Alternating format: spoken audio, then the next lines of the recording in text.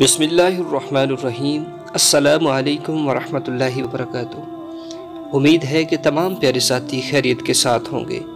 تو جی دوستو، آج میں آپ کو بتانے والا ہوں کہ خواب میں آپ نے اگر محل دیکھا ہے، خواب کے اندر اگر آپ نے محل دیکھا ہے تو اس کی تعبیر کیا ہے۔ پیارے دوستو، اس کی تعبیر یہ ہے کہ اگر کوئی دین کی سمجھ رکھنے والا بالغ خواب دیکھے تو عمل صالح کی طرف اشارہ ہے، کوئی اچھا اور نیک عمل کرے گا۔